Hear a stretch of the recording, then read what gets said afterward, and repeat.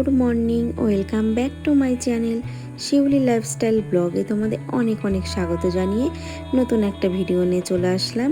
আশা করি তোমাদের আজকের ভিডিওটা খুবই ভালো লাগবে। আর তোমরা যে যেখান থেকে আমার ভিডিওটা দেখছো সবাই খুব ভালো আছো, সুস্থ আছো। তাহলে চলো বন্ধুরা, তোমাদের সাথে নিয়ে নতুন ভিডিও শুরু করি, তোমরা পাশে থেকো। এখন সকাল বেজে গেছে 9টার। এখন থেকে আমি ভিডিওটা শুরু করছি। সকাল থেকে আমি ভিডিওটা শুরু করিনি, কারণ মেয়ে চলে গেছে স্কুলে আর আমার সমস্ত রান্না হয়ে গেছে। আর এইদিকে আর তোমরা শ্রাবণ মাসে কে কে সবুজ চুড়ি পরেছো তোমরা অবশ্যই জানিও। আর আমি তো পরছি আমার বরমশাইয়ের হাত থেকে। এটা শ্রাবণ মাসে শুনেছি চুড়ি পরা খুবই ভালো। তো এই ভিডিওটা না আমি রাতে শ্যুট করে রেখেছিলাম বন্ধুরা, সেটাই তোমাদের সঙ্গে এখন শেয়ার করছি। আর হাজব্যান্ড চলে গেছে কিন্তু ডিউটিতে, কারণ ও তো সারাদিন বাড়ি থাকে না, তাই রাতে এসেছিলো। তাই আমি রাতে ওর কাছ থেকে আমি চুড়িগুলো পরে নিয়েছি, নাহলে তো সারাদিন সময়ই পাবো না। তো এই দেখো এইদিকে আমার চুড়ি পরে কত সুন্দর লাগছে। তো আমার তো চুড়ি পরতে খুবই ভালো লাগে বন্ধুরা। আর তোমাদের কার কার ভালো লাগে অবশ্যই জানিও। আর তোমরা কারা কারা শ্রাবণ মাসে চুড়ি পরেছো অবশ্যই জানিও। আর তোমরা কিন্তু চুড়ি পরো, কারণ শুনেছি শ্রাবণ মাসে সবুজ চুড়ি পরলে খুবই ভালো হয়। তো এইদিকে দেখো আমি এদিকে সকালবেলায় যত বাসন মেজেছিলাম সমস্ত বাসনগুলো জল ঝরে গেছে। আর আমি এগুলো সুন্দরভাবে জায়গায় পরিপাটি করে গুছিয়ে নিচ্ছি, কারণ আর তাড়াতাড়ি করেই করছি, আবার মেয়েকে তো স্কুলে আনার টাইম হয়ে যাবে। আর আমার না সকালবেলা সমস্ত রান্না হয়ে গেছে। আর আমি জানো তো সকাল থেকে ভিডিও শ্যুট করতে পারিনি, তার একটাই কারণ আমার না একদম মোবাইলে চার্জ ছিল না, জানো তো রাতে চার্জ দিতে ভুলে গেছি। আর সকালবেলা একটু তাড়াহুড়োর মধ্যেই ছিলাম, যেহেতু মেয়ে বেরিয়ে গেছে স্কুলে আর হাজব্যান্ডের ডিউটি চলে গেছে। আর এইদিকে আমি মেয়েকে আনতে যাব বলে রেডি হয়ে গেছি। আর চুড়িগুলো পরে আমার এত ভালো লাগছে। আর আমি চুড়ি পরতে খুবই ভালোবাসি, সেই ছোটোবেলায় পরতাম জানো তো। মেলায় গেলে শুধু চুড়ি কিনতে ইচ্ছা করতো, চুড়ি এত ভালোবাসি, কোথাও গেলে চুড়ি দেখলে আমি কিনবো, এরকম একটা নেশা ছিল। তো আমি এদিকে চুড়ি পরেছি অনেক দিন পরে, খুব ভালোই লাগছে। আর এদিকে দেখো আমি ব্যাগ গুছিয়ে নিয়েছি, যাব মেয়েকে আনতে। তাহলে বন্ধুরা চলো তোমাদের সাথে নিয়ে যাই স্কুলে। আর এদিকে চলে আসলাম।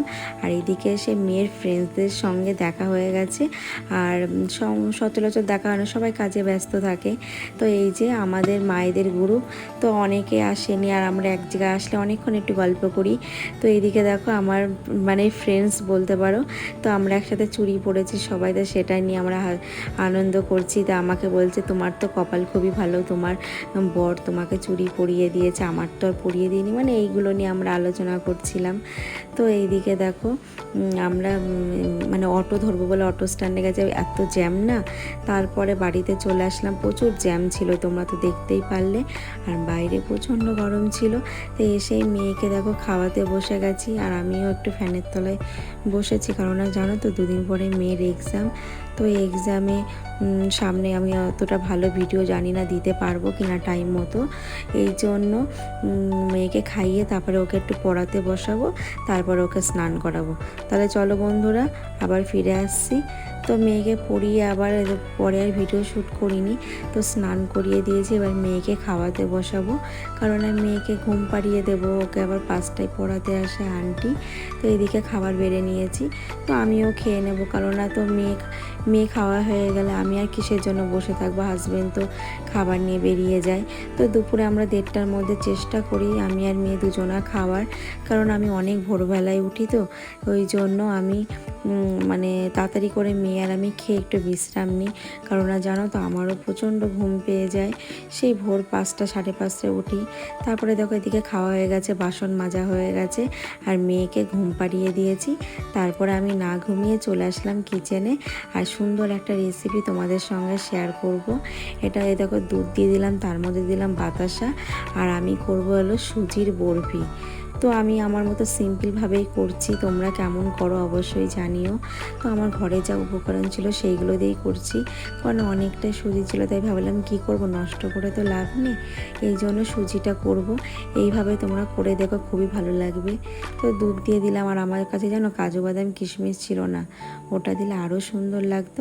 আর এইদিকে দেখো সুন্দরভাবে থালার মধ্যে আমি পেতে নিয়েছি, আর ফ্যানের তলায় শুকাতে দিয়েছি, একদম জমে গেছে, কারণ ঠান্ডা না হলে তো ফ্রিজে রাখতে পারবো না, তাই ভাবলাম এইভাবে কেটে সুন্দর করে একদম ডিজাইন করে কেটে তারপরে এখন ঠান্ডা হয়ে গেছে, তারপরে ফ্রিজে রাখবো, আবার পরে বার করব, তখন দেখবে সুন্দর হয়ে যাবে। আর এইভাবে তোমরা খেয়ে দেখো বন্ধুরা, খুবই ভালো লাগে।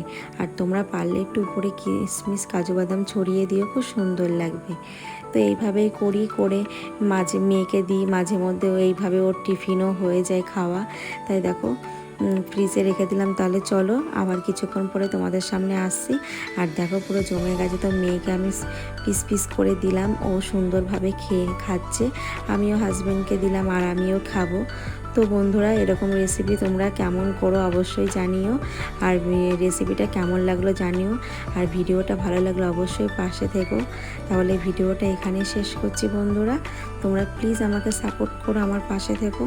আর যারা নতুন বন্ধু আমার চ্যানেলটিকে সাবস্ক্রাইব করোনি, প্লিজ আমার চ্যানেলটিকে সাবস্ক্রাইব করে দিও। তাহলে নেক্সট কোনো ব্লগে আবার তোমাদের সঙ্গে দেখা হচ্ছে। ততক্ষণ তোমরা সবাই খুব ভালো থেকো, সুস্থ থেকো, আর পরিবারের খেয়াল রেখো। আর এইদিকে দেখো কি সুন্দর লাগছে না দেখতে, আমার তো খুবই ভালো লাগছে। তো আমি মেয়েকেও দিলাম, হাজব্যান্ডকেও দিলাম, আর আমিও সুন্দরভাবে পিস করে কেটে নিয়েছি খাবো বলে। তা খেতে কিন্তু খুবই ভালো হয়েছিল।